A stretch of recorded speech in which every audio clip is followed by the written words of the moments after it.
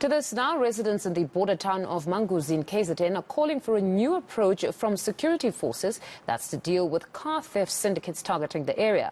4x4 vehicles in particular are stolen regularly despite the deployment of the SANDF to guard the borderline. eNCA senior reporter Dasen Thatiah spent a few days in northern KwaZulu-Natal to file this special report for us. If you've ever driven through the Kosi Bay border gate, you'd know about the detailed administrative requirements to prove ownership of your car. But admin isn't a problem mere kilometers away, particularly when the vehicle isn't even yours. Surprisingly, hijacking isn't a highly reported crime in the border town of Manguzi in KwaZulu-Natal. You'd be relatively safe in its buzzing central business district. Criminals employ more invasive tactics here.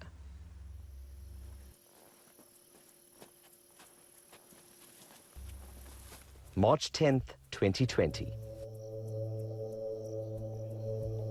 11:30 p.m. Edmund Zikali and his wife wake up to 4 armed robbers pointing guns at them inside their home. He instantly knows why. There's a car. They are coming for a car now. Then I shouted, and my wife started to cry. You know, I tried to escape using the window, but you see, it was not easy because they were started to shoot. When my wife said, "No, don't run," you know, I decided, no, let me cool down, otherwise I will die. The traumatic situation was that I was full naked.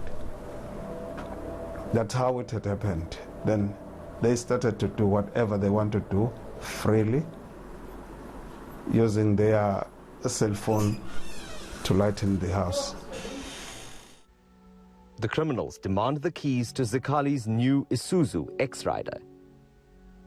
Interestingly, he'd bought that brand based on a presumed lower risk. But the men are not happy taking just the bakkie and all his home contents.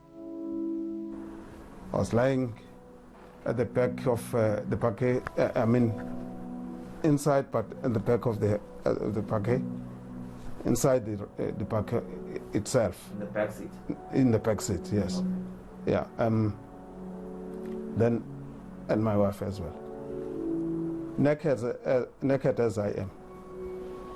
Then they drove the car away. No, she was silent by then because, you see, even myself, I was silent because you may never know whether it's a time to die or not. They stopped the car. They took my wife out, followed by me. Then they said, no. They wait. Somebody wait with us. I don't know whether there was a phone call or what. Then this guy, he was, monitoring us. He said, no, you move. Then we just go. He showed us one of the other place where we can go. But he said, go this road, don't turn. You discover that outside is darker than where you have been. You can't even see where to go, whether you have to go this direction or the other direction. If no one can show you where you have to go to, you might get lost. So you can't even see the... Scary as it is, Zikali's story isn't unique. It's shared by a number of 4x4 owners living close to the Kosi Bay border. Their vehicles, bought for a few 100,000, can be sold for as little as 12,000 rand on the other side. Recent crime statistics seem to reflect the strategy used by criminals in Manguzi, with home robberies rocketing by 360%. The SANDF, in particular, the 17 platoons deployed for Operation Corona, is tasked with keeping the borderline safe. In its current form, the fence is conducive to the movement of vehicles. In the same year Zikhali was robbed, government announced a low-tech but ingenious plan to install jersey barriers. At 86 million rand, its purpose was to hinder the easy transfer of stolen bakkies. Only a fraction of the work was completed before the project stalled over irregularities. Now, criminals can drive past the defunct production site on their way to the borderline. As KwaZulu-Natal, we started a program of constructing jersey barriers so that no one would be able to take the car and take it out of South Africa. But that program was stopped because of the Portfolio Committee of Public Works that went there and said it is not our mandate to do so. And there was an investigation by SIU. That what is amazing with this is that after they've said so, they've not taken a responsibility to either complete the work we had started or to do something that will assist the people who are suffering because of this thing. So we will be taking up this matter, including raising it in the Presidential Coordinating Council, because we cannot accept such a situation. Zekalala and members of the provincial legislature visited the Umganyakude district recently to inspect its police stations.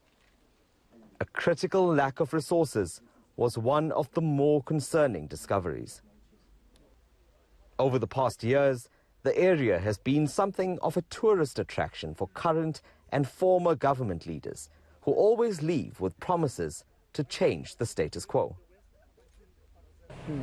Did you hear any possible solutions that you were happy with coming out of that meeting? Thank you very much. Yesterday, the Premier was here together with the Portfolio Committee, and I did not hear anything. What I heard is that the Premier said they are going to make sure that the residents of Umhlabelengana are saved. But he did not come up with a clear position or a clear plan that how is he going to stop this thing. But I did not hear. Mthethwa is part of a community crime-fighting initiative monitoring cross-border issues. When the government is deploying people here in our area, at first they must report that they are here to assist us so that we will give them the tips. But the problem is that what is missing is that they want to work alone. So you cannot work alone here, the place that you don't understand. He's concerned by the perceived attitude of the SANDF in particular. The SANDF and also the SAPS subs, there is no relationship between them. And as a community, we believe that their arrival here is to assist the community, but only to find that they're just fighting. They're just fighting. When we ask them, why are you fighting? Because we are working with one government. They say, no, it is our jurisdiction. They speak of 10-kilometer radius. When the car is coming from down, or could be any places, coming down to Mozambique, when we inform the policeman to ride that particular car, the SNTF comes in and say, what are you doing? What do you want here? This is an allegation the SANDF denies, saying its working relationship with all stakeholders is intact. But residents are not convinced about the role of the army. No, let's forget about the army. I don't know what is their task on the borderline. I would put it like that way. I don't know. I really don't know. I don't know why they are on the borderline. Because if they are doing their work enough, our cars would be stopped by the fence before they cross the fence. They would be stopped because there's a camp at Mshutu. There's a camp all over here, but our cars, they are passing right there. Zikhali says Mozambicans and locals are working together to steal Yes. So South Africa needs similar cooperation from its neighbor to counter this. Some they were speaking Zulu, some they were the languages which is not familiar with, of which it was Mozambican, I believe so. Then they were mixed. They were mixed, meaning that there was somebody from South Africa who was with them. The KZN Premier says allegations of police involvement in car theft syndicates is currently under investigation. It's long been suspected that criminals have had an upper hand in cross-border crime through police connections. Despite this, police have had their success stories too. Just last year, 9 suspects from both South Africa and Mozambique were arrested for car theft-related crimes during an operation in Umkanyakude. It's encouraging, but the emotional scars for victims of crime are not easily healed. And with no concrete solution just yet, an air of uncertainty lingers for motorists, dreading the day their new vehicle simply becomes an illegal Mozambican asset. My wife has to take a transfer to work at Mbangeni because of the trauma, you know. Even myself, I'm just here because of I'm a man. But she was saying to me, what if our children were here and experience such situation? It will be worse. I'm Dasen Thatiah in Manguzi, KwaZulu-Natal.